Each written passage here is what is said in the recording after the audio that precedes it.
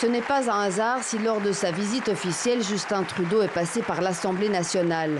Le message aux députés français qui doivent ratifier le CETA est clair. Sur les bancs de la gauche, quelques rares protestations, mais la majorité de l'hémicycle applaudit. Le CETA n'est que le point de départ d'une nouvelle ère de coopération et d'intégration.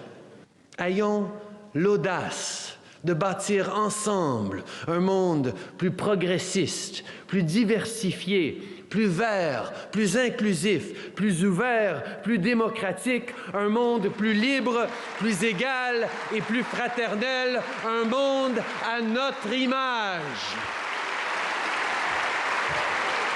Merci.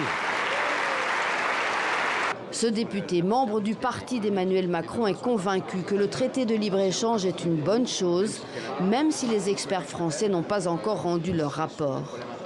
La majorité va ratifier le CETA, mais on a un délai d'au moins 1 an, parce qu'on a demandé, nous, au gouvernement et à l'Élysée, d'avoir une étude d'impact du CETA sur l'économie, sur l'écologie, et surtout derrière sur les impacts que ça peut avoir au niveau du développement commercial entre la France et le Canada. Cette élue de gauche, elle, milite contre le CETA. Dans son travail parlementaire, mais aussi dans la rue. Elle participe à cette manifestation organisée pour l'occasion en face de l'Assemblée nationale. Pour elle, la seule solution, c'est soumettre le CETA à un référendum populaire.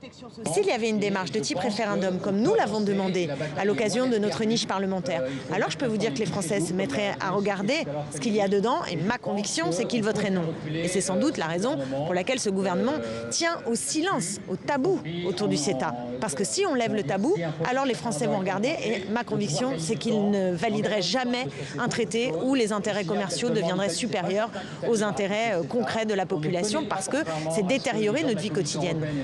Les discours de ses opposants parviendront-ils aux députés? Pas sûr qu'ils fassent le poids face à la campagne officielle du Canada.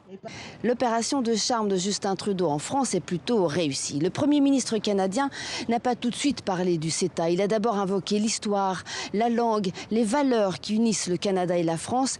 Et puis ensuite, au nom de cette amitié, il a demandé aux députés français de ratifier le traité de libre-échange.